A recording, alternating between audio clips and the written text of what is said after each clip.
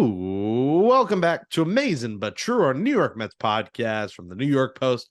I'm your host, Jake Brown, alongside my co-host, former Mets pitcher, Emmy Award winner on SNY, Nelson Figueroa. No highlights from a montage because the Mets split a 4-game set with the Giants, but Figgie, they go 7-3 on the road trip. In my mind, that is a success. Sunday was frustrating. Listen, Drew Smith, I cannot and will not, until he proves otherwise, trust him. I know his numbers have been okay, Figgy, but overall, he puts guys on. He raises your heart rate. Do not eat bacon while he is on the mound because, your heart rate will elevate. And once again, he blew it. I thought you had to go to Ottavino there. I'm not going to nitpick April bullpen decisions, but in a tie game, Ottavino not pitching on Saturday, there's zero reason for him to not be in the game on Sunday, and the Mets lose as he gives up a run. They couldn't score enough. You could say they left too many guys on earlier, Figgy. A lot of guys, a 7-line army on the base pass. But, you split the series, but Sunday was definitely a frustrating end to it. Yeah, you saw Buck kind of go right to a pinch hitter early on in the game, trying to capitalize on an opportunity. It was one of those games where it's a 4 o'clock start. You know that the shadows are going to play a factor. Pitching becomes much more difficult to hit as the game gets long and those shadows creep up to the mound. Buck tried to, jump on top of something that he felt was going to work, and it didn't work out, unfortunately. But it was a good ball game. 4-4, you lose 5-4, you have a successful West Coast trip. Anybody would have taken a successful West Coast trip like that. 7-3, and you didn't have. Yes, it's 7-3, but as we're coming home, that flight, you're starting to think about all your wounded that you have on board, and that's a very big concern. They played really good baseball. They did what they had to do in Oakland, played the Dodgers very well, and played the Giants very well as well, where they let that one kind of get away from them. But again, it wasn't a blowout. It wasn't they just, threw anybody out there. They gave it a good fight. They just weren't able to put the icing on the cake for a very good road trip. And Buck Showalter, Figgy, said after the game why he didn't pitch Robertson or Ottavino. By the way, neither had pitched in a game since Wednesday. So you want to talk about guys who are more than ready to go. In the 8th inning, Buck cited the importance of rest over a long season. And this I question. He said he considers Drew Smith an equal weapon to those two. I don't know if Buck's getting a little old. What? I know stats wise, you can argue that's true, but I am not putting Drew Smith in the same stratosphere as Ottavino or Robertson. Am I wrong? Well, if you go to the other names that are in the bullpen, what other name can you even put in Drew Smith's stratosphere, right? Jeff Brigham, baby, that slider. I love the Jeff. sweeper. Sweeper, the new pitch all over baseball. Sweeper. It's a sweeper. It's just a slider, a bigger cutter. So cutters are short and tight. Now they're making these balls go and break more horizontal movement, moving laterally. That's something that, everybody seemed to take a liking to. It's making the batters have to chase balls out of the zone once again. So having said that, yes, he has to be counted on as one of those guys. That's what I think he meant by that. It wasn't necessarily like he deserves these same opportunities, but they have to be able to go to other guys. And not that it was a throwaway game, but you feel like if he's able to get through that, you're better off just in case it stays tied. You have Ottavino and you have Robertson for the back end when you take a lead. That's normally how it's run. You're not going to throw your closer just because it's the 9th inning and it's a tie ball game. No, you're going to wait till you have a lead to use your closer or closers with either one of those guys being the guy that you go to. So yes, you got to pump up Drew Smith as well. You can't go out there and go, well, I didn't want to use him really. He's not as good. You're not going to say that. So you got to kind of give him that vote of confidence until he proves otherwise. The more and more he proves otherwise, then you don't even have to mention it because everybody will know that he's not in the same caliber as those two. Yeah, we'll see it in April. Maybe we'll see it. I always point to Cinco de Mayo. I don't know why. It's just like an early holiday in the season. It's before Memorial Day, and I point to that. But Jeff Brigham, we joke it is early, but he has this confidence in him, and he's got that sweeper, as we called it. He had 4 strikeouts on Sunday. He hasn't given up a run yet. It's only been 4 innings. It might just be early and guys see tape of him and he starts to stink it up. That happened with Drew Smith where he had success for 6 weeks and then got rocked. But I think Bringham's got some good stuff. I was surprised he didn't make the opening day roster, but he could be that other guy along with Raley that you kind of trust in getting the ball to Ottavino and Robertson. Those could be your two go-tos this season. Again, Buck talks about maybe not overusing guys, and maybe that's his point here, but Raley looked good again on Sunday, and those two guys are your guys. You still need one more, but at least Brigham could maybe be that bridge guy that you've desperately been seeking from within, because it's just too early to make a move in the season. Oh, it is too early to make a move. And again, you're still playing winning baseball, so there's no need to panic. So you're giving guys opportunities. You're giving the Brighams of the world more opportunities to go into deeper parts of the game, more meaningful parts of the game. What I like about Brigham is that he has no fear. There's no fear. He's not throwing 102 miles an hour. He's throwing 93, 94, 95, but he has the wherewithal, the savvy to pitch up in the strike zone with that fastball, use the sweeper occasionally, then, mix it up. Don't have to always go to the sweeper with 2 strikes. Don't always have to go to the fastball to start off hitters. So being unpredictable and not a guy that they, have a game plan for, they know what he throws. You can look it up on the internet, see what pitches he uses and maybe his usage of it. But for him, it's just about being unpredictable, pounding the strike zone, getting ahead early, and not leaving too many pitches over the middle of the plate.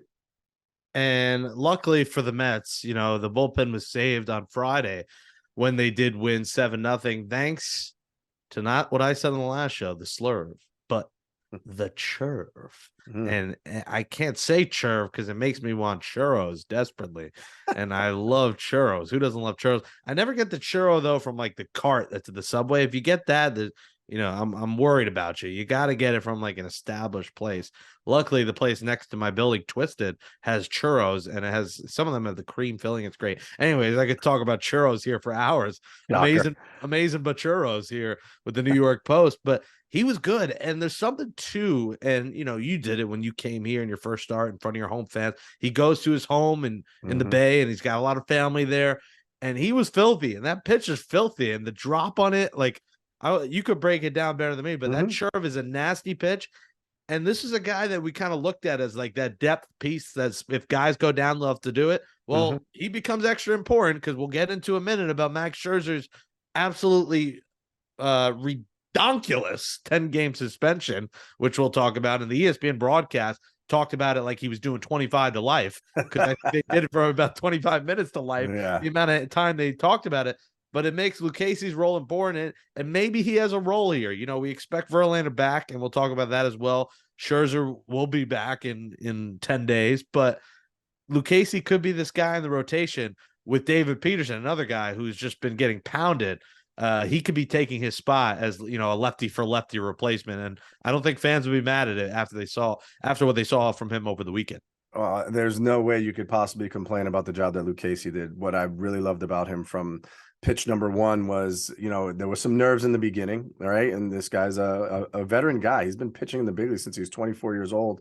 When the Mets got him, he was a kid who had more years and more service time under where you didn't have to worry about him becoming a free agent.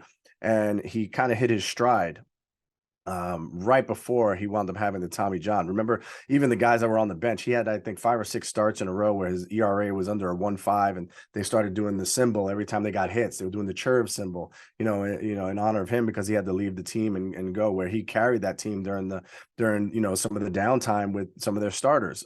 He's a guy who knows how to pitch. And what I love about him is that he's the opposite of what most pitchers are today.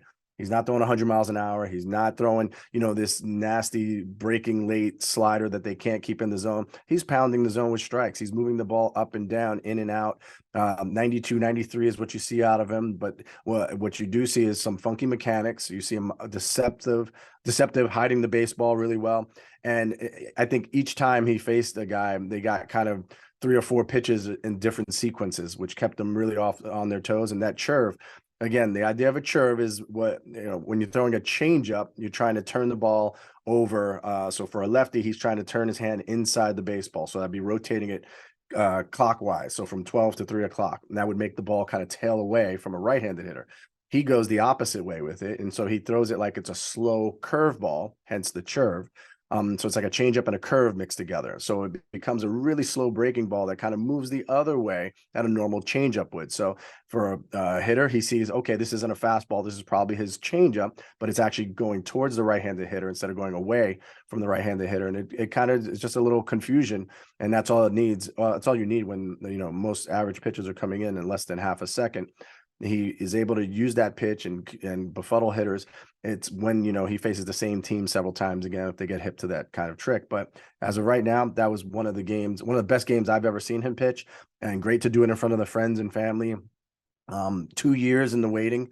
And definitely, if you said to me, hey, Lucchesi's going to have the best outing by a Met starter for the season thus far, I would have said you're crazy, and that would be a very bad sign for the team. But it's been more about what this offense and defense has been able to do, more so than worrying about the starting pitchers who continue to go down. Lucchesi's going to be a vital part of this Met team staying afloat for over the next month or so. He's coming home. He's coming home. Tell the world Lucchesi's coming home. Let the Churv wash the Giants away. All right, that's enough out of me. Jake Brown, Nelson Figueroa, Amazing But True podcast. In a couple of minutes, Nelson Figueroa will announce where he is going, where his next job will be. He still will be with us. He's stuck with me for season 4, unfortunately. For him and for me. No, I'm just kidding. We're glad that you're staying with us. You'll now be able to watch the Mets with your new role, which is nice. That, unfortunately the Ducks lose you. And, they made a big deal of Daniel Murphy's like batting practice, essentially. Like every at bat, Murphy is getting like TMZ Long Island treatment, like Peter Schwartz on the scene, reporting live from batting practice for a exhibition game. I get it. You get that. You got to get the clicks out of Murphy while he's there, because the way he was talking about it, he was like, if I start to struggle, I'm dropping the bat and going home. Like they're not paying him enough to stay there all year if he just can't hit. But it looks like he can still hit. We'll see how that works out. And don't forget to look back and watch that interview on the New York Post Sports YouTube, or the audio broken up in the last 2 episodes. We also will go to the Academy. No guest today, but we'll go to the Nelson Figueroa Spanish Academy later. And lots cooking as the Mets will return home Tuesday. Nationals for 3, and then the Braves for 4. So it's the Monday, the 4th game is a 1 p.m. game. So I think we're going to do the show after that Monday game. Might have to get a little Monday matinee special. Let's hope the weather is nice. I don't mind a little Monday matinee, while everyone's at work. Just go to the ball game and have yourself a nice lobster roll and maybe a churro one day. Who says a lobster roll when they go to a ball game? It's supposed to be have some nachos, have a beer, have a hot dog. No, Jake, it's a lobster roll. Well, my friend Nicole on radio, she's a big pretzel girl. She goes to games and all she'll get is pretzels. And I say to her, like, come to Citi Field and get a lobster roll. People well, that's not a baseball food. I'm like, it's a good food. It doesn't have to be a baseball food. If it's good and you're at a game, you eat it. I don't think there's foods that are restricted they eat at ball games. Maybe something like ribs that get you all sloppy and messy. You don't want slobber everywhere. But anyways, we've gone off the deep end. No. Unless you have a mouse in your pocket, don't say we. I can't even swim, so I don't know why I keep going off the deep end when I literally could barely doggy paddle without losing my breath here. But a guy who's not doggy paddling because he just accepted his loss is Max Scherzer, and he gets 10 games. Figgie, listen, I think it's a joke. I said this on the last show. I think Phil Cuzzy's the only umpire that seems to have an issue with this, because no other guy's gotten thrown out and now suspended. He's using a legal substance with rosin and sweat. Sweat is literally something that every person in the history of mankind creates, unless you have some. I guess there is a disease that you don't sweat. Sometimes I wish I had that disease, because I was sweating my balls off at the Garden on Sunday for Game 4 at the Garden. Let's go Knicks, baby. So these are legal things, and they determined he had too much of it. I'm just gonna, and Hart says anhidrosis is the inability to sweat. So shout out to them. I would think it's anhidrosis, not anhi. I know Anheuser-Busch. I don't know about anhidrosis. Some people aren't Anheuser-Busch fans. Anyways, I'll hand it to you because you could break this down. I think it's a joke. I thought he should have maybe got a fine. I get what the rules say, but he wasn't doing anything extra. He had an official there. He explained it. He's not going to appeal. and an already, Mets rotation that's shorthanded with Carrasco to the IL, with Peterson giving up 7 runs, getting rocked, with Verlander still out. Now Scherzer out for two starts. I mean, they couldn't use it, but putting that to the side, I was not a fan of this. What say you on the suspension? And I would love after that a rosin sweat breakdown as a pitcher and what that creates. It's real simple. The suspension is more so for the rest of baseball than for Max Scherzer. If you get a chance to have a big fish on the hook, you do something that make everybody take notice that they're not playing games. Okay, that's A. Max is part of the Players Association. Could he take the stance of I'm going to fight this thing? It probably looks really bad on baseball if he fights this thing. But at the same time, you start realizing that in the bylaws, MLB is the arbitrator of said case if he went to arbitration about it. So you're not really going to win that one, and it's going to look really bad that you don't have an independent arbitrator hearing this case. Because the facts are simple, right? He's using legal substances, but they feel he's using too much of said legal substances, which they asked him to wash off his hands. And David Cohn did a fantastic job of showing this, although it took a long while the game was going on, of it's not so much that you wash your hands, but it was when he used alcohol that changes the chemical structure of it and makes it clumpier and stickier. And that's where you saw him hold on to the baseball with just his top 2 fingers, and the ball never left his fingers, right? And that's because of the alcohol. It changes the way that the rosin mixes together. Sweat is totally different. Water, sweat, and alcohol, 3 different, viscosities. You know what that word means, Jake? It's definitely an SAT word. Viscosity. Let me try and break it down. Viscosities, textures?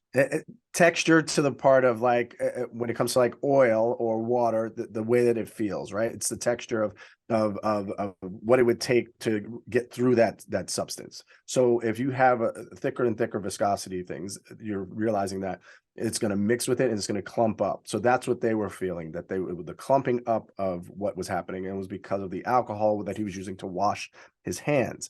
You can't just wash your hands when you have rosin on it. You can't just use soap and water. It just makes it stickier. The more it dries, the stickier it gets. So he goes back out there, and knowing that he's going to get checked, this isn't where he's trying to get one over on them. He knows he's getting checked at any time. This isn't the Michael Pineda with pine tar dripping down his neck.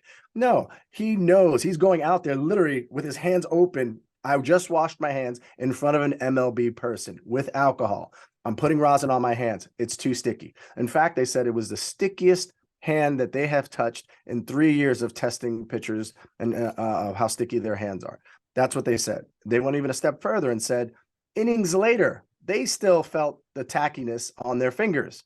I think it's a bit much, but they're going to band together to make sure, like I said, a big name is getting suspended. It's a slap on the wrist because it's not like it's it's not a substance abuse or a PED suspension. They're suspending him for 2 starts, right? He's going to miss 2 starts. He'll come back. Hey, for the Mets, I know you need him right now, but it's kind of monitoring his workload, right? So he gets a little downtime. He's going to find a way to deal with this a little bit better for day games, because also with day games is sunscreen. That is a number 1 thing that guys were using was sunscreen and rosin, because again, the viscosity of the sunscreen is different. And when you first put it on, it's really slick, but once it dries, it becomes very tacky. Then you're able to really hold the baseball with a looser grip, but have more feel for throwing 92, 93, 94 mile an hour sliders, where normally you would have to grip the ball tighter, which slows the ball down, which means you would throw it like 85 to 87. So these guys are now used to doing this. They have to change the way that they throw the ball. You're seeing more hit by pitches, more walks, things of that nature, because, the inconsistencies with what they're using. And as you said earlier, we're going to talk about the baseballs themselves. But for Scherzer, it is what it is. He's not going to fight it. He's going to just ride this thing out. Buck Showalter, could he have defended him tooth and nail? Absolutely. But for what? What are you going to do? You're just going to keep stirring the pot, and it's going to be an issue every single time he pitches. You want it to die down and let Max Scherzer be, one of the best pitchers in baseball when he's on the mound, not worrying about, oh my God, is he using illegal substances? And that was a big thing. Everyone was like, why didn't Buck defend him? Buck is playing the long-term game here. He doesn't want it to become a big story, because he gets tossed and it's ejection, it's a video, and then it's like, all right, now we got to check it extra hard. Buck is in on this. So he's thinking about the long game of this. You got to remember the Dodgers, just had Max Scherzer on their team just recently. So that's a little mind game you can play with him. So you think Dave Roberts was like, check him. He was my pitcher. I saw him do this stuff. Well, I never thought about that. That's not a bad point. You've seen Max Scherzer kind of get unraveled before, right? Remember when they first started checking and he literally dropped his pants? It was like LaGuardia. Yeah, they make your pants. My friend Luke, famously, his pants fell down when he had to take the belt off, and is like just almost butt naked at the airport checking his pants. Anyway, continue. Well, I'm glad for our podcast listeners. Luke was just made a fool of. Anyway, he had underwear on. Don't worry. What I mean for Scherzer is that you're gonna do everything you can to mess with him, right? And all it takes, honestly, it doesn't take Dave Roberts going out there and putting an appeal in. You know what it takes? One of the hitters saying, "Hey, his glove is a little, it looks like he could go into his glove." The umpires go and check him. They check his glove and they say, "Hey, it's a little sticky. Change gloves." He did that. Came back out. Wash your hands. He did that. So he did everything they asked him to do. And yet they still came back and said it was too sticky. So, and you saw him lose his, sugar honey iced tea and gets tossed. It was successful for the Dodgers.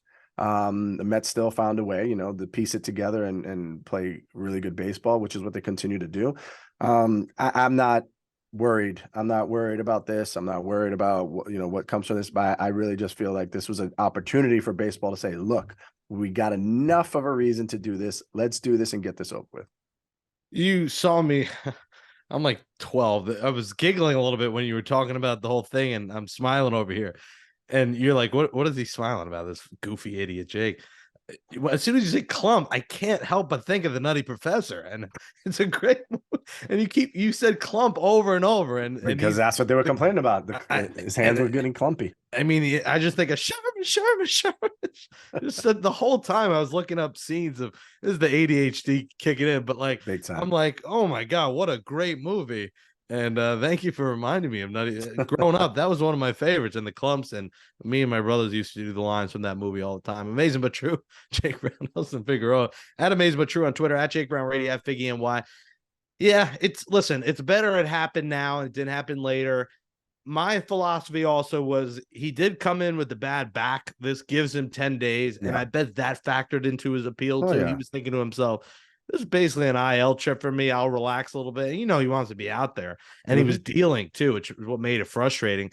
But, them coming back to win that game after that was impressive by our guy. You weren't on this episode, but our Jimmy Yacobonis playing stoop ball at College Point, Queens, getting it done that day. So Jimmy Yacobonis continues to come out of nowhere and save the Mets. And he did that. Jeff Brigham, like I said, doing that. And David Peterson, what do you do here?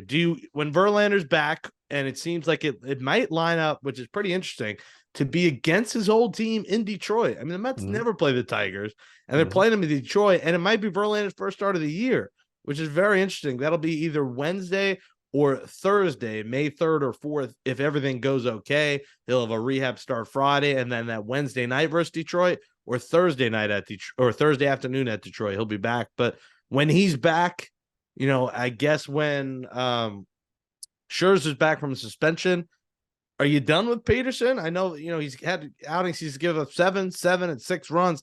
He's been getting shelled. You kind of got to keep him for now, but do you replace him with Budo immediately? You give him one start. What do you do with David Peterson? Yeah, David Peterson, he's not helping himself, falling behind, a lot of walks, a lot of runners on base, a lot of traffic, and where you make one mistake and it leads to disaster, and you're backing up bases and you're wondering, man, I had a guy, I got ahead and I wasn't able to put him away. He's got big league stuff. He's got, when he's right, he's a very, very tough major league pitcher, but it just seems to go in these spurts for him, right? He's streaky. He has 5 good starts and he has 5 bad starts. Reminds you a lot of Steven Matz, right? Matz came in, hit the ground running that first game where it was amazing. Oh my God, this guy had 3 hits. What couldn't he do, right? Then all of a sudden, he would always be like the first 7 starts of the season, money. Next 7 starts, 8 ERA, couldn't get out of the 4th inning, and you had to figure out who's the real Steven Matz. Well, we're starting to get that way with David Peterson. You like him. He's young, he's gritty, he's determined because he keeps getting pushed out of the rotation, but he keeps finding his way back in. So the opportunities are there. You just want him to make the most of it, but he can't be as consistent as he needs to be. And by consistent, I don't need him to strike out 9. He struck out 8 last time. And some people be like, oh, well, at least he struck out 8. But he missed big pitches when he needed to make big pitches, to get big outs and keep the score from continuing to climb up. That's what a starter's supposed to do. It's the strikeouts are going to come. That's great. But I need a guy that can turn a ball over in a fastball count, throw a changeup down in the zone, get me a ground ball double play, and get me out of an inning. Make use of this great defense that you have up the middle, especially with Lindor. And when Lindor, Guillorme out there, Lindor, McNeil are out there, it doesn't matter. They're able to turn double plays very efficiently up the middle, and you want to give these guys an opportunity to help you out. Yeah, I see Peterson getting one more start probably, and then he's gone. And, if he gets rocked, if he has a great start, he stays. You got Budo. Dylan Bundy's given up 8 homers in 2 minor league starts, so I don't think we're seeing the Dylan Bundy show anytime soon. Speaking of young guys in the Mets, Francisco Alvarez homered on Sunday on a slider high. Great swing by the kid. And people overreact to April games. We get it all the time.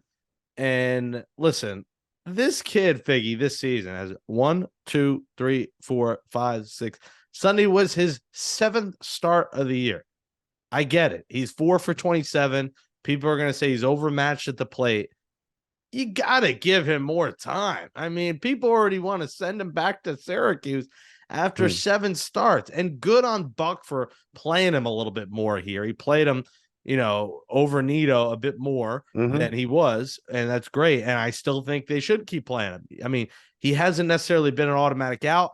He's striking out almost, he's striking out every game at least once, sometimes twice, one game 3 times. So he's not putting together the best at bats, but it's 7 starts. I don't know about you, Figgy. I think you keep rolling him out there for at least 4 days a week. See what you got in him, because Nito hasn't been hitting well either. Yeah. And you're without Narvaez. You're in a tough position, but give the kid a chance before Mets Twitter says, I'm done with Alvarez. He's a bust.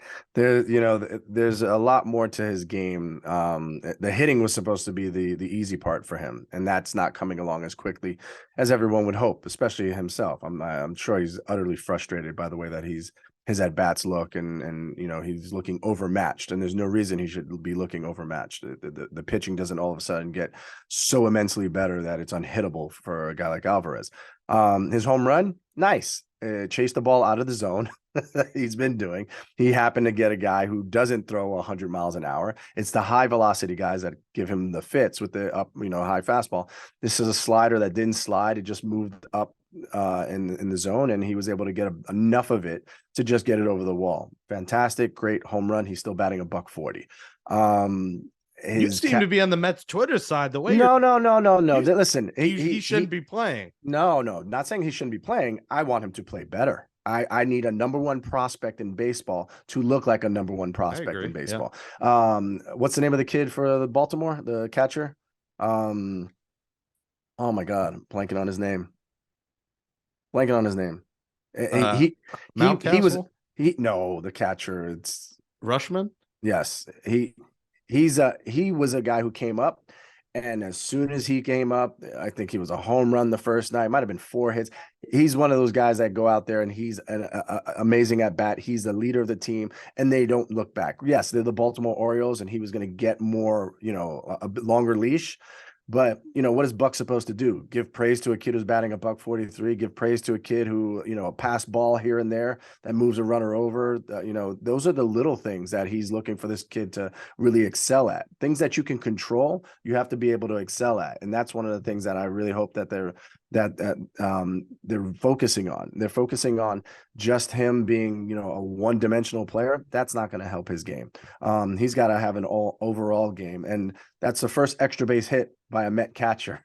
And we're in April 23rd right now. So again, another thing in baseball bingo that if you would have told me that it would have taken that long, I'd have said, you're crazy. With Francisco Alvarez having 7 starts and we finally got an extra base hit, no way. But this is the reality that you're dealing with right now. The ineptitude of the catching position, the curse of McCann, as I'll call it.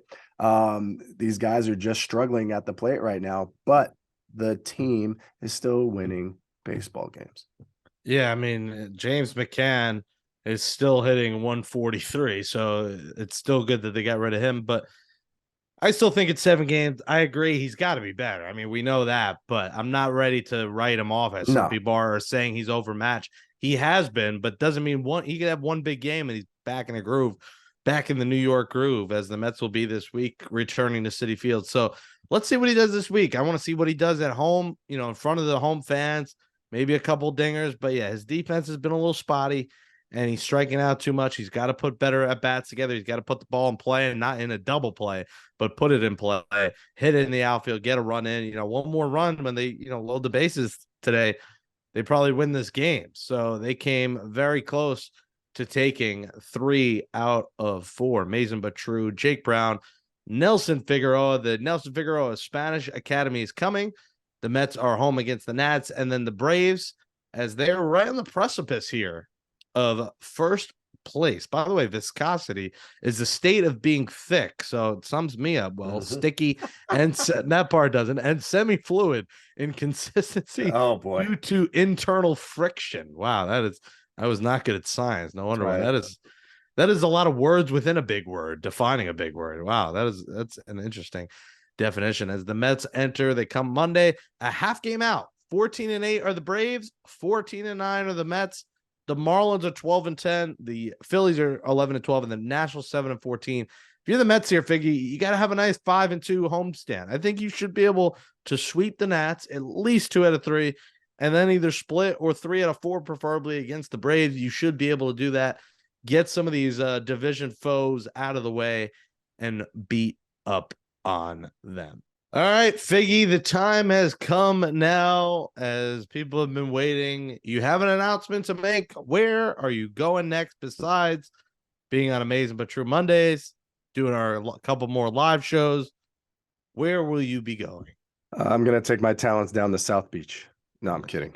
I'll be taking my talents to WPIX. I'll be joining the talented group over there of sports reporting with WPIX.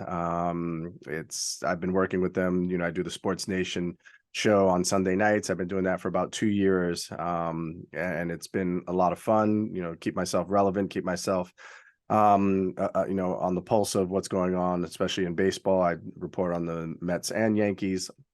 So it's been great to get to know them, and an opportunity has come up, and that was why I stepped down from the Long Island Ducks. I wasn't going to be able to do both jobs at the same time, not at least well. So I decided to focus on this opportunity with WPIX, and I'm looking forward to it, man. It's going to be a lot of fun. Well, my heartfelt congratulations to you. Pix 11, WPIX Pix 11. It is channel 11 on your televisions, and usually channels change from provider to provider, but I believe Pix 11 is pretty consistently 11. But 511 in HD if you want to watch it in HD, which most people do nowadays. Yeah, so I think it's standard now. Yeah, and I guess more details hopefully next week. Yeah. There's not a lot of cats that can be left out of the bag, or you become Carlos Beltran and be gone before we even started the job. So we'd rather avoid that route. But Pix 11, you will see Nelson Figueroa at some point very, very soon. So stay tuned till next week for that. All right, well, we'll stick with Figgy because he still has a job as professor of the Nelson Figueroa Spanish Academy. That's next on Amazing But True. Bienvenidos, mi gente, a la Academia de Español. You like that, the way that sounds, bro? The voice gets deeper, a little accent, try to mix it up for you. 3 for showtimes, 4 for theaters, 5 for popcorn. Well, why don't you tell me what movie you want to see? I miss those days. I used to have fun calling in and just pressing the numbers and hearing the voice. So. Isn't that great? That's how old we are. See, you're old, bro. You're old. I'm getting old too. Not as old as you. Some people think are in your 50s, according to Mama McGill. Well, Mama McGill, I got to go back on that one.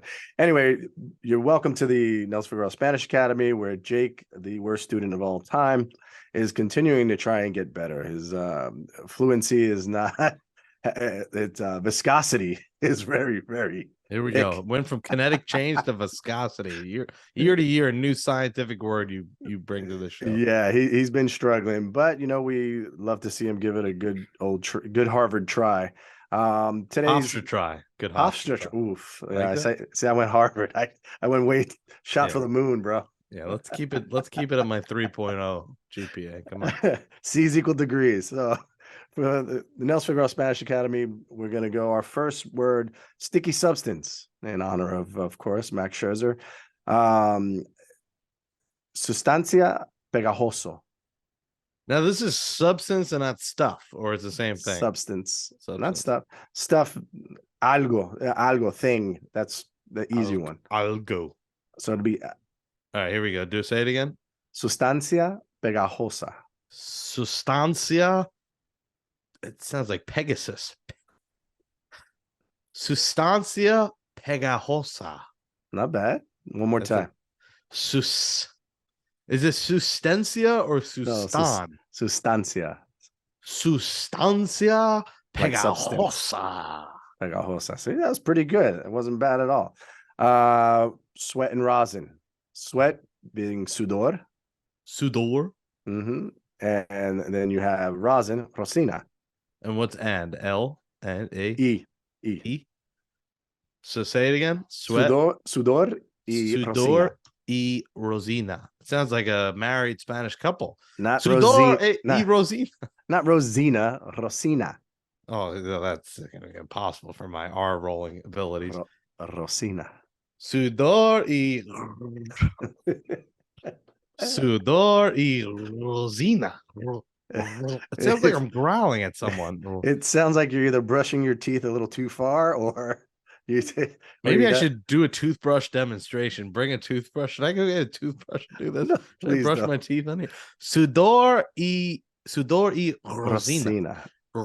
Rosina. And last but not least, what do we want? 10-game suspension, was it? Yep. Suspendido por 10 juegos. Suspendido por 10 juegos. Oh? No, por 10 juegos. Por Diaz, like Edwin? Who is Diaz? Diaz. Diaz? Not Diaz. Diaz. Diaz. Like Des Bryant almost, but with an I. Diaz. Okay. Diaz. Diaz. It's Diaza. The Wizard of Diaz. Where is the Wicked Witch of the West when you need her? What's the last word? I don't even remember anymore. Suspendido por 10 juegos. Juegos. What's juegos? Games? Games. Suspendido por... Where'd the come from? Suspendido? Suspendido? Suspendido por 10 juegos. Suspendido por... Three for showtime. Suspendido por 10... Suspendido por 10... I tried to do it fast. Like, it's so close. Suspendido por 10... Suspendido por... Suspendido por 10 fue. Why do I keep saying fuego? Why say it's exactly like fuego, but with an H. And it's the like H my English. I love the word fuegos. fire. I'm saying it in Spanish. All right. Suspendido por 10 juegos. Juegos. Suspendido por 10 juegos. Not bad. Not bad. I like that one. This has been one of your better classes because, not too many rolling up the R's. Yeah, this is a B minus. I'll give you... Rosina, I can't do. No, what? Oh my God, that is awful. Rosina. Yeah. That's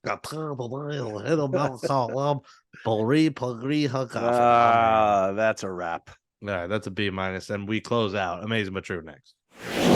One word I do know in Spanish, so for suspendidos por 10, is adios to episode 139 of Amazing But True. Maybe this first line one day I got to learn in Spanish. That says goodnight to episode 139 of Amazing But True, our Mets podcast from the New York Post. Gracias, Jakey.